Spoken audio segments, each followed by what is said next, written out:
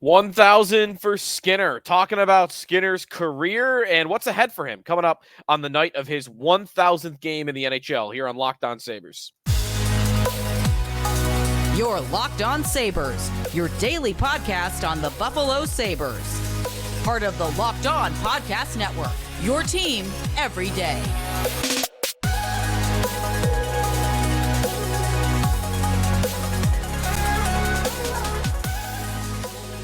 All right, and thanks for making Locked On Sabres your first listen every day. We are free and available wherever you get your podcast. Part of the Locked On Podcast Network, your team every day. Today's episode is brought to you by FanDuel. Make every moment more right now. New customers get $200 in bonus bets with any winning $5 bet. That's $200 if your bet wins. Visit FanDuel.com/locked on to get started. Sabres and Capitals at KeyBank Center on Tuesday night. 7 o'clock puck drop, 6:55 for Jeff Skinner's ceremony for his 1,000th game in the NHL. I'm very excited for tonight. Skinner has been one of my favorite players to watch as a Sabre, especially during this playoff drought. We'll talk about Skinner, his career, surviving Ralph Krueger. We're going to reminisce on that period of Skinner's career, and also what's ahead. He's got 3 years left on his contract, and I think that there is a pretty interesting debate over if there's anything to do with Skinner in the future, whether or not he'll see the end of his contract with the Sabres or even one after that. We'll get to all that coming up here on the Locked On Sabres podcast. If you want to check out the text line, be sure to go to joinsubtext.com/LockedOnSabres where you can reach out to us that way. I had a couple of people reaching out about their favorite Skinner memories. Of course, top of the list maybe is going to be the 10-game win streak goal in 2018 against the San Jose Sharks. My favorite that I posted on Twitter a little bit earlier on today at Sneaky Joe Sports was Skinner last year in Detroit getting all the Red Wings chasing him around. Dylan Larkin, the captain of the Red Wings, gave up on the play as Henry Jokiharju scored to go after Skinner, and Skinner celebrating in his face while Larkin is going after him is just pure gold. There are chirps, right? There's a video from a couple of years ago of Skinner chirping Zdeno Chara along the bench, and there's a lot of other stuff. Of course, that's extracurricular, but there's a lot of goals. 153 goals for the Sabres in 6 seasons. It's been 6 years that he has been here. It's been a long time. And if we start all the way back at the beginning, remember the trade for Jeff Skinner. It is a huge win of a trade. I mean, just not even competitive at all. The Sabres traded a second-round pick, a third-round pick, a sixth-round pick, and prospect Cliff Pooh for Jeff Skinner, who never became an NHL player, not even close. In fact, didn't even become an AHL player. He was ECHL and then left for the KHL. And the Hurricanes did get Peter Kochetkov, their young goaltender, with one of those draft picks. So maybe one of the picks develops into a real player for Carolina. But otherwise, they got pretty much nothing. They got nothing back until... I shouldn't say nothing. They got a goalie out of it that's just starting his career for them. But the Sabres got a player that has been one of their best goal scorers for 4 of the 6 seasons. If you look at where he's ranked every year on the team when it comes to goals scored, even this year, seen as a down year for Jeff Skinner, where's he ranking goals? Third on the team in goals. Where did he rank last year? Third on the team in goals, only behind Tuck and Thompson. How about the year before that, the first Don Granato year? Second on the team in goals. Krueger years we don't count. Krueger years we do not count. The first year under Phil Housley, he was first. So first, second, third in the seasons where he's actually been allowed to score goals, which is what happened under Phil Housley and then even more so under Don Granato. Skinner's career has been long here, and I believe that he's going to go down as a great Buffalo Sabre. I don't think there's any way around it. I don't think he's going to be an all-time great. I do think those could be two different things. I don't think he's going to go down with any sort of legend status. I don't think. He's certainly not getting his number retired anytime soon. Is he even a Sabres Hall of Fame, assuming they still want to do that? I know the Sabres Hall of Fame has been on and off for the organization for a decade plus. Maybe he sneaks into the Hall of Fame, but he'll look back in time and he will be a great Buffalo Sabre. When you look at the all-time lists of where he is for goals, especially even strength goals, even more so, but goals scored for the Sabres, he's already 18th all-time. More than Drew Stafford, Jack Eichel, Jochen Hesch, Max Afinogenov, Jim Lorenz, Pierre Turgeon, Dale Hawerchuk, Curtis Brown, Lindy, Tyler Ennis, Michael Pekka, Danny Briere. I mean, longevity is why he's over some of those guys, especially guys like Briere. He's only 5 goals behind Pat LaFontaine. That guy's number is in the rafters. He absolutely played fewer games than anybody else. Skinner's at 153 goals, and I would argue he's got a shot of getting into the top 5. It's an outside shot. It's a very unlikely shot that likely requires a second contract with the Buffalo Sabres. He is at 153. Fourth all-time, Danny Gare, is 114 goals above him. That's a lot, right? It's probably not going to happen, especially if we are wondering about a decline. That would need a second contract to get to 4 because you're averaging about 38 goals a year. You need a couple of 30-goal seasons. You got to come back for maybe a year or two after that, and then maybe you got a very small chance at getting to 4th. But he's going to be high. If it's not going to be probably in the top 5, again, there's a small chance of that, but he's going to be, I think, top 10. I would say 10th right now in Sabres history in goals is Jason Pominville with 217. And if you give Skinner 3 more seasons in order to get to 217, he needs 64 more goals. So he needs to average about 31, 32 goals a year. He might need a big year, like a high 30-goal season and then a couple of high 20s to get there. And maybe that could be the way he gets one more season. But I think there's a really good shot that he gets into the top 10 all time. And if not, he'll pass guys like LaFontaine, Derek Roy, Phil Housley, maybe even Alexander McGillney, and he'll be up there all time in Sabres goals. He is a player that I have always had fun watching because he's just a pure goal scorer.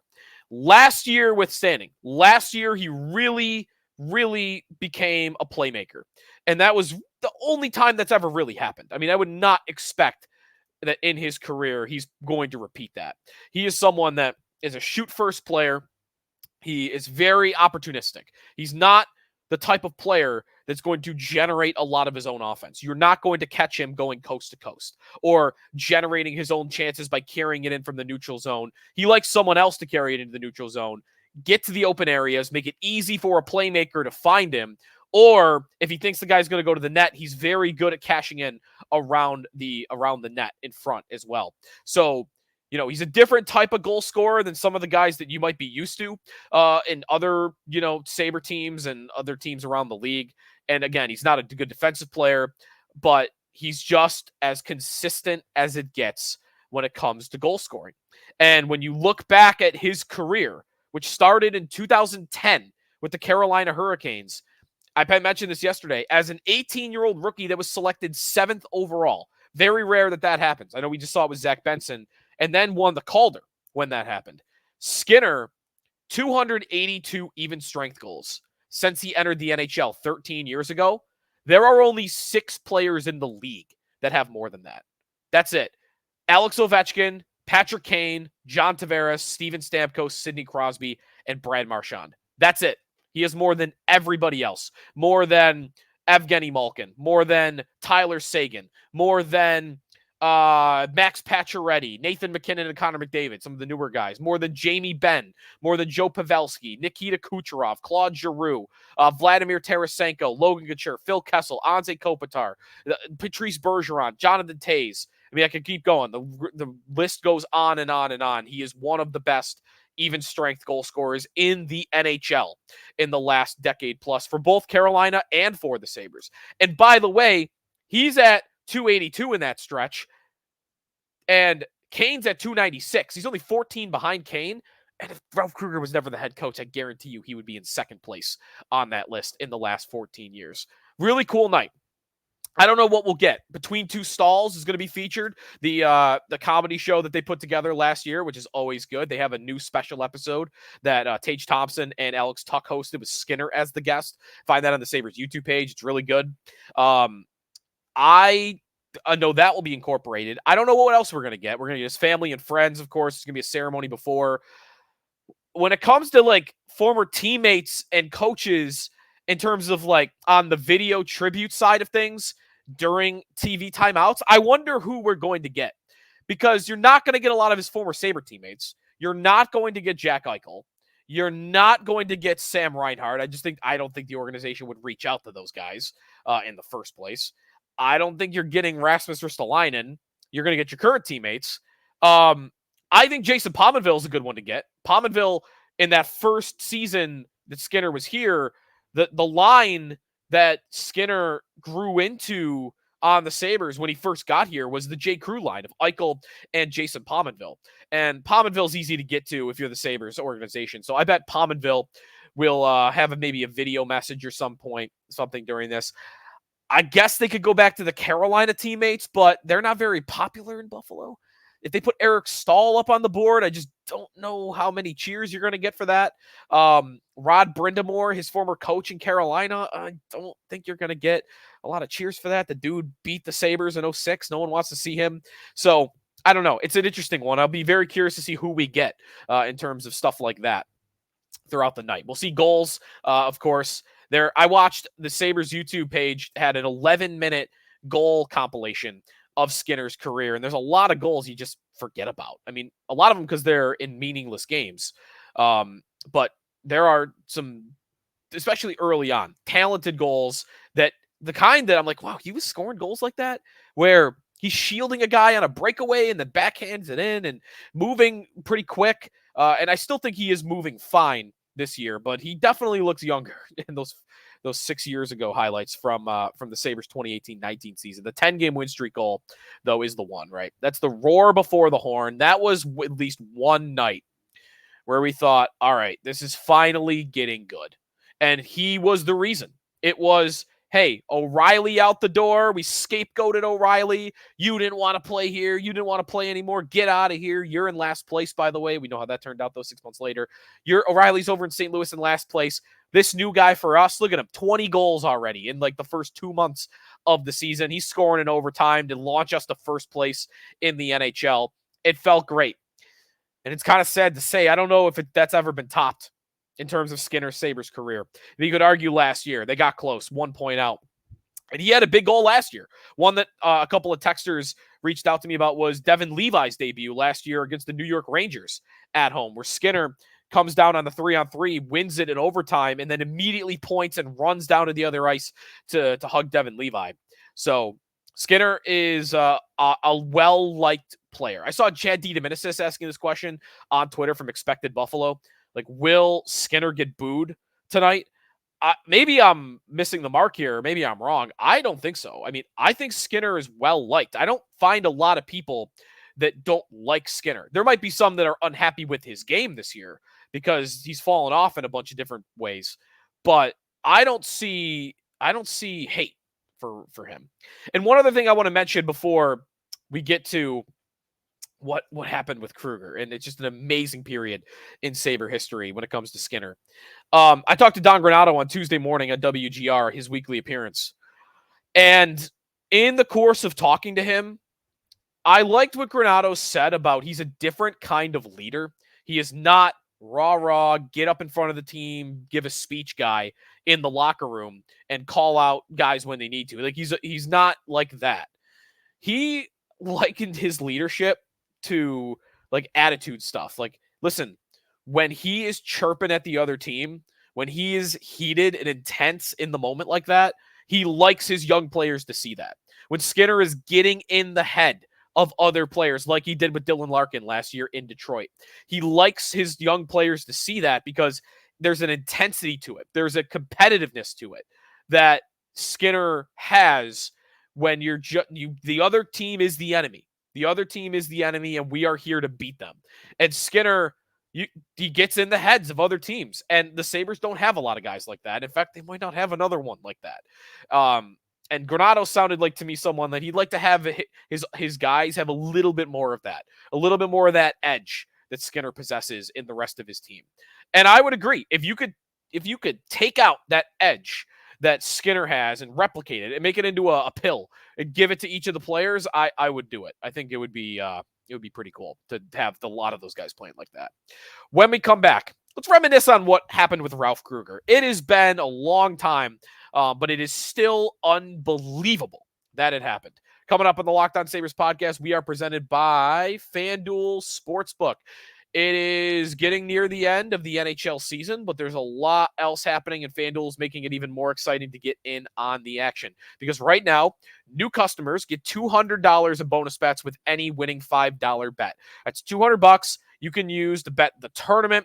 Major League Baseball season is underway. The NBA playoffs are approaching. Can't wait for that play-in tournament. I mentioned hockey. You've got college hoops, of course, and the NFL draft as well. Visit FanDuel.com/lockedon. Make your first bet a big win. FanDuel, an official America's #1 sportsbook. Back here on the Locked On Sabres podcast. Thanks for making us your first listen every day. Sabres and Capitals on Tuesday night. It's Tuesday, right? Yeah, Tuesday night. 7 o'clock puck drop. Be sure to check out Locked On Sports today if you're looking for anything on Caitlin Clark, Angel Reese, dueling last night between Iowa and LSU. Check out Locked On Sports today, streaming 24/7 on YouTube or the free Amazon Fire TV channels app, part of the Locked On Podcast Network, your team every day. All right, Jeff Skinner, 1,000th game tonight. And if you look at his Sabres career, it's you don't even have to look that hard into it, that much into it. You could probably figure out just by not watching a single game. Something happened there. 2018-19 with the Buffalo Sabres, 40 goals in 82 games played, 63 points. 2019-20, Housley was fired. In comes Ralph Krueger. What happens? First year under Ralph Krueger, he goes from 40 goals to 14. 14 goals, 9 assists, 23 points in year one of his 9-year extension, or of his $9 million extension. Not good. Year 2 with Ralph Krueger. This is the COVID year. And now it starts to get ugly. But before I even get to that, just looking at the numbers, 7 goals, 7 assists, 14 points. Crazy bad. Unbelievable. Krueger's fired in the middle of that season. What happens with Don Granato? Krueger out, in comes Granato. 33 goals, 35 goals, 24 goals.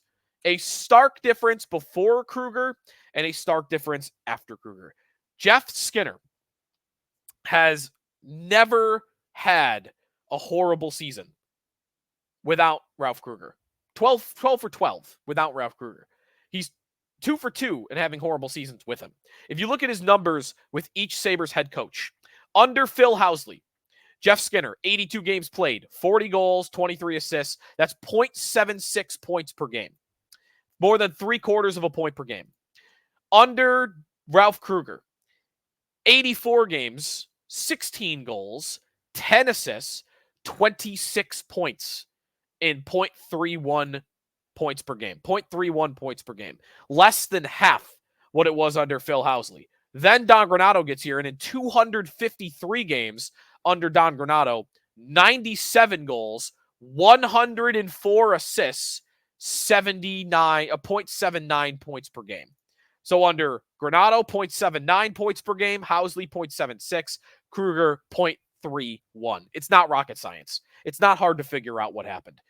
Jeff Skinner, as I mentioned earlier, is a player that it's not even meant to be that much of a criticism of it, but it's just simply true. You could label it that if you want. He needs a good center. He needs good line mates that can get him in scoring areas, that can possess the puck so that he can cook in the offensive zone. And what Ralph Krueger did was criminal, putting him on the 4th line constantly, the taxi squad where he's not even playing. And that team was starving for goals the whole time. Look at the most common line mate under each head coach. Who was Jeff Skinner's most common line mate under Phil Housley? Jack Eichel. Who was Jeff Skinner's most common line mate under Don Granato to this point? Tage Thompson. 2 very good, skilled centerman that you can argue the star power of. Eichel, we know it. Thompson's a little up and down, but a very good player. Who was the most common line mate for Jeff Skinner under Ralph Krueger? It was Curtis Lazar. Curtis Lazar was his most common line mate. I mean, the guy had no chance. The guy never, ever, ever had a chance. Curtis Lazar has never scored more than 8 goals in a season. His career high is actually this season, 24 points. He never had more than 20 points until this year. That's who you were putting him with. For 2 seasons, that's who you played him the most with. Good luck getting anything out of a player like that. It was criminal. And Krueger, of course, with his backhanded compliment of Skinner in the middle of the season, showed off his bias. He showed whatever was happening with Skinner behind the scenes, or maybe it was just his style of player. He didn't like Skinner. And I don't know if that's the person, the work ethic, the attitude, whether that was the style of player. Maybe it was all of it. He kind of hinted at that it was all of it. But when Jeff Skinner had a multi-goal game in the middle of that COVID season, and Ralph Krueger had the gall to tell everyone that, oh, it's great for Jeff Skinner, who's measured his whole career on goals, saying it like it was an insult. And it's absolutely, there's no way he didn't mean that. That's how I took it. That's how most fans took it, that he had it out for Jeff Skinner. And it's not a coincidence to me that Skinner was a great player before Krueger, and he's been a great player after Krueger. And it's a testament to him. He survived a coach that literally tried to nuke his career. I mean, he was never going to do it. He was under contract. There's nowhere to go. $9 million, but it's unbelievable that Krueger actively destroyed one of their best goal scorers for 2 years. And it's not the only player he tried to help destroy. I mean, Dahlin regressed in a big way, but he tried to destroy Jeff Skinner's ability to score goals, and he did a good job. And then Granato came back in and fixed it. When we come back, what about the future for Jeff Skinner? His contract situation and what Granato said this morning when I asked him about Skinner and a potential decline versus going back up to where he was last year statistically. Let you know what he said when we come back here on the Locked On Sabres podcast. We are presented by Sleeper. Check out the Sleeper app. We're closing in on the end of the season. If you look at the standings, it's not going to make you feel good about the Sabres. But you personally can still win big by playing daily fantasy hockey on Sleeper. It's the official daily fantasy app of the Locked On NHL Network. Sleeper is our number one choice for daily fantasy sports and especially daily fantasy hockey, because with Sleeper, you can win 100 times your cash in daily fantasy hockey contests. All you got to do, pick whether players around the league, like tonight, it could be Jeff Skinner on his big night. Check them out and pick whether they'll record more or less than their sleeper projections for things like goals, assists, saves, plus, minus, or more in a given game. Use the promo code LOCKEDONNHL. You'll get up to a $100 match on your first deposit. Terms and conditions apply. That's code LOCKEDONNHL. See Sleeper's terms of use for details and locational availability. Final segment here on the Jeff Skinner special here on the Locked On Sabres podcast. His 1,000th game. I do wish it was happening in more of a happy time, right? You get the end of a season on a Tuesday night when the season's basically over. Not great, but maybe they'll fill up the building for Skinner. It could be a very cool night, and I think he'll get a pretty big ovation when he comes out for the ceremony. So, Skinner, we've talked about what's happened in his career, a little bit about this season. What is ahead for Jeff Skinner? I told you that I think there's a chance he gets into the top 10 in terms of Sabres goals all time. I also told you yesterday on the show, I would bet right now that he will play a playoff game for the Buffalo Sabres, because I just don't see him going anywhere in the next 3 years. I think that contract is immovable. It's a full no movement clause on his end. So he has full say over whether you do anything with it. And otherwise, listen, he's turned back into a usable, valuable player in the league. Nobody wants him at $9 million. He's not worth $9 million. Of the $9 million contract, like last year, he lived up to $9 million. If you give me 82 points, 35 goals, playing on line one, that's worth $9 million. But otherwise, the other years for the Sabres, like this year and maybe even 2 years ago, I would say he's closer to like a $5.5 to $7 million player, somewhere in that range, especially 2 years ago. Maybe this year, a little bit closer to like 5, maybe 4.5 is probably what he's worth on the open market. So, but it doesn't matter. He's under contract. It's a guaranteed contract. You can't do anything with it other than you could buy it out. Here's why I don't think that's realistic. If you were to buy him out this summer, it's a 6-year commitment. And there are some big cap hits along the way. Year 2 of the buyout, $4.4 million. It's no longer just you take half of it and you spread that over twice as long. There's a different formula to it now. So it would be $1.4 million of a cap hit in year 1 of the buyout, $4.4 million in year 2, $6.4 in year 3. And that to me is where the idea is it loses all steam. There's no way they're signing up for the 2026-27 season to be on the hook for $6.4 million. No way, in my opinion, is that going to happen. And then the 3 years after that, $2.4 million when the contract would have already expired. I don't think that's happening. Although, you might be asking, well, what about the year after that? If you look at the buyout the year after that, it's still not that good. $4 million, followed by $6 million, followed by 2 years at $2 million. I just do not see him being bought out in the next 2 years by the Sabres. Maybe in that final year, but even then, at that point, I mean, $5.6 million, you're saving $3 million to take on a $2 million hit the next year. Maybe that one is possible, but no way to me are they buying him out in the next 2 years, especially when, again, he's not living up to $9 million right now, but he's not Matt Molson. He's not scoring 5 goals. He's scoring 25 goals. That's fine. That's a player you want in your lineup, especially for a team that had trouble scoring goals this year. I don't want to remove him for the lineup for nothing or even give someone something to take that deal. I don't want to do that. I think he's on the team for probably the next 3 and certainly the next 2.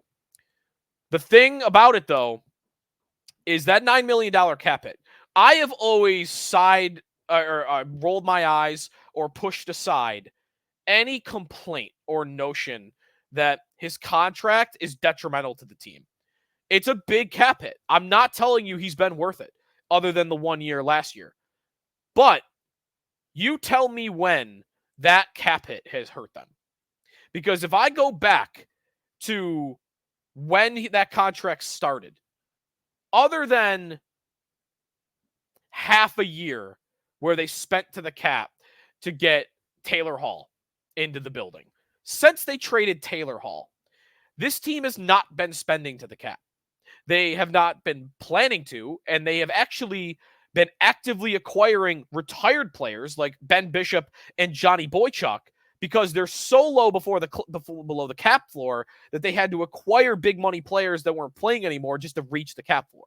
So Skinner did not hurt them in any way. In fact, he probably helped them being overpaid for a couple of years so that they didn't have to do more of that garbage. So at this point, I haven't cared. $9 million, who cares? Pay him 12. It doesn't matter. You're $20 million below the cap. I will say this, though. It hasn't hurt them yet, this contract. It's possible that it will, though, in the future, and that it will in the next couple of years. The Sabres are still a team well below the cap, over $8 million below the salary cap.